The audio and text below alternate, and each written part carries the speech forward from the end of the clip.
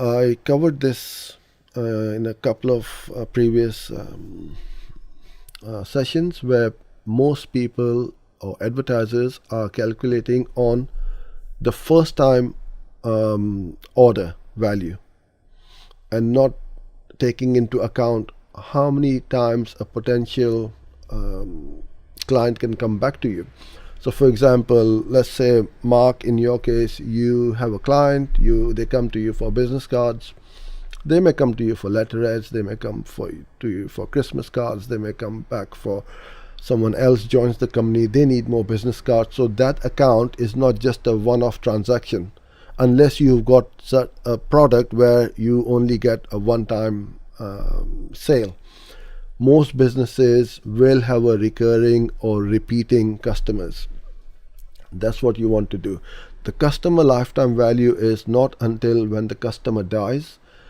Take a 12-month or a 24-month period and see from past data, if you have been running your business for a long time, how often do they come back to you.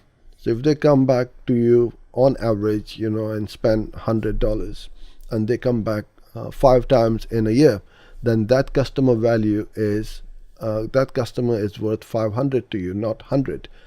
And the name of the game is whoever is willing and able to spend the most to buy a lead or a customer will always win, because we bid more aggressively. We know that, okay, our customer lifetime value is so much, whereas your competitors will just be looking at that front end transaction of only one off, and they'll think, oh, it cost me $50 to buy or get a customer, and the sale value is 45.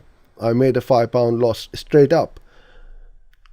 It's exactly the same way where all these big supermarkets and other big shops, they have these loss leader items in the shop. They will not make profit on it, but they know once they come in, like by selling cigarettes, they will not make much profit. But when you go and you buy cigarettes or other low margin items, you will also going to pick up chocolates and cold drinks and all these sort of things.